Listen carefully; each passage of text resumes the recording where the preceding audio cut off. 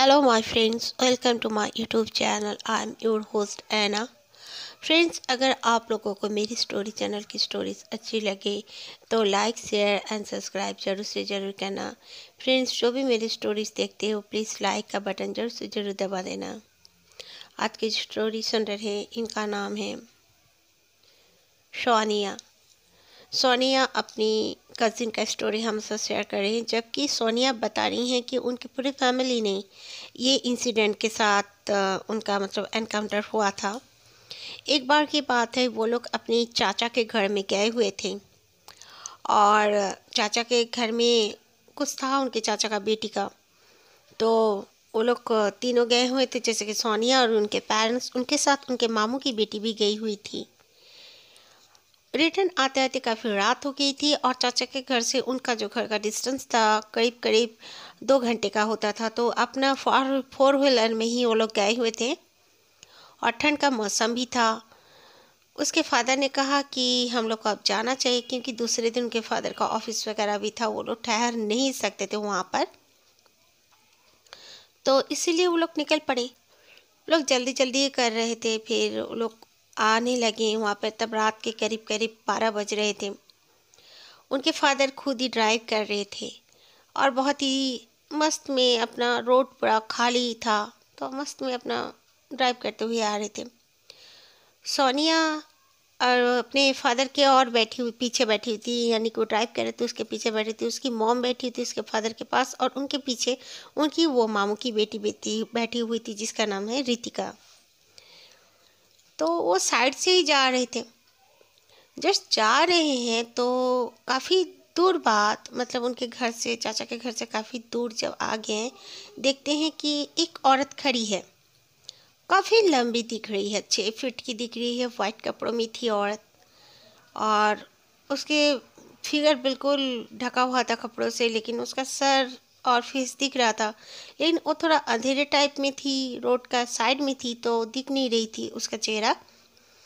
वो लोग जब उसके बहुत करीब से पास किए हैं तो उसकी जो कज़िन बैठी हुई थी रितिका, वो बहुत ज़ोर ज़ोर से चीखने लगी और कहने लगी वो औरत नहीं है, वो कोई ऑर्डिनरी औरत नहीं है, सिंपल औरत नहीं है, वो कोई चुड़ैल है, औरत के भेष में है, वो कोई औरत नहीं है। वो बहुत ज़ोर ज़ोर से बोलने लगी। और तो उसके जो फादर थे, यानी कि सोनिया के फादर थे, उन्होंने कहा ये क्या बोल रही है, तो फालतू का बात मत बोलो बेटी, रात का समय है, कोई लेडीज़ होगी और क्या, काफ़ी हाईटेस्ट लेडी है। तो नहीं अंकल, ये कोई औरत नहीं थी। तो बोला ठीक है, चलो देखते हैं वो कौन थी, बोल के वो अपने गाड़ी को जो बैक कर लेते हैं वहीं पे। जब वो लोग आते हैं तो देखते हैं वो औरत वहीं पे खड़ी है और उन्होंने जब उसके सामने अपना गाड़ी को रोका तब वो औरत उनकी ओर देख ही नहीं रही थी, बिल्कुल वो दूसरी तरफ अपना चेहरा करने लगी। तो सोनिया की जो सिस्टर थी, यानी कि कज़िन थी, वो बोलने लगी देखा ये कोई औरत नहीं है, इसलिए वो हमसे फेस अपना आई कांटेक्ट भी नहीं कर रही है। उसने मुझे पहले आई कांटेक्ट मेरा हुआ था उससे, उसकी आइज़ भी बिल्कुल आई बॉल है ही नहीं, ओनली वाइट। मैंने खुद देखा था। ये औरत वो अंधेरा की तरफ जाने लगी। तब जब उसके फादर ने, यानी कि सोनिया के फादर ने कहा एक्सक्यूज़ मी मैडम, जब उसको बुलाएं तो वो औरत ने अपने हाथ को दिखा और कहा तुम लोग जाओ, अपने रास्ते चले जाओ। इस तरह उसने इशारों से कहा और अजीब सी किसी भाषा में कुछ कहा। उनको वो भाषा बिल्कुल भी, वो लैंग्वेज समझ में नहीं आया। और उन्होंने देखा कि उसके जो हाथ थे, हाथ में 5 उंगलियों की जगह वो करीब करीब 10 या 12 उंगलियां थीं और अजीब से उसकी उंगलियां लंबे लंबे और टेढ़े मेढ़े थे। वो लोग को उसके फादर भी देखे तो जल्दी से अपना गाड़ी को घुमाए और अपने रास्ते चले जाने लगे। जस्ट थोड़ा सा ही आगे बढ़े होंगे, पीछे मुड़ के जब देखते हैं, ये लोग तो पीछे ही देख रहे थे, सोनिया रितिका, वो औरत वहाँ पे खड़ी खड़ी वहीं पे खड़ी खड़ी कहीं गायब हो गई। ये इंसिडेंट इनके साथ हुआ था, हम ऐसा शेयर किए थे। Thank you. और सेकंड स्टोरी है रिया की। रिया कहती हैं कि एक बार की बात है, वो जिस घर पे रहती थी उससे कुछ दूर फील्ड में एक छोटा सा बच्चों का स्कूल हुआ करता था। वहाँ पे just nursery, LKG and UKG class हुआ करता था। ज़्यादा टीचर्स भी नहीं, तो रिया को भी उस स्कूल में जॉब मिल गया। तो वो भी करने लगी वहाँ पर। उसका मॉर्निंग में जाना होता था, करीब करीब 10 बजे जाना होता था और 1 बजे तक छुट्टी हो जाया करता था। एक दिन कुछ फंक्शंस के वजह वो लोग वहाँ पर रुकना पड़ा उनको, शाम का समय में। तब शाम 6 या 7 बज रहे थे, दूसरे दिन ही उनको फंक्शंस थे, उनके बच्चों के पेरेंट्स वगैरह आने वाले थे। तो रिया क्या की, अपना वॉशरूम जाने के लिए उठी और वो चली गई। बहुत एंड में वॉशरूम था, ज़्यादा बड़ा बिल्डिंग भी नहीं थी, वो जस्ट 2 स्टोरी की थी। Ground floor and first floor बना हुआ था, ज़्यादा कमरे भी नहीं थे, बहुत ही कम बच्चे ही पढ़ा करते थे। अच्छी सी बिल्डिंग थी। और फिर वो जब वॉशरूम चली गई तो वॉशरूम जाने के बाद उसको लगा कि उसका वॉशरूम का जो दरवाज़ा उसने क्लोज़ किया था, कोई नॉक कर रहा है और ज़ोर ज़ोर से फिर हिलाने लगा है। वो थोड़ा सा सहम गई, वो सोची कि कौन है, फिर सोची कि ज़रूर कोई टीचर होंगे, कुछ ज़रूरत है ना क्या।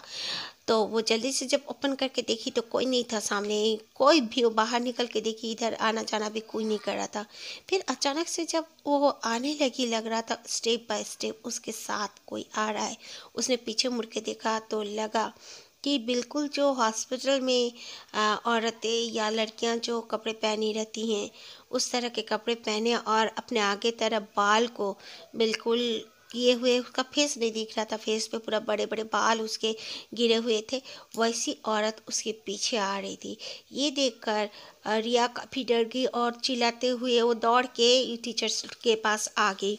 तो टीचर्स ने कहा कि क्या बात है, तू इतना क्यों डर गई। तो उसने कहा कि ये कौन है, मेरे पीछे ऐसे आने लगी थी। तो उसकी जो हेड मिस्ट्रेस थी वो भी उस समय वहीं पे प्रेजेंट थी। वो इधर उधर देखी और बोली कि कोई भी अकेला इधर उधर मत जाओ, कोई भी जाओ तो एक दूसरे के साथ ही जाने की कोशिश करो।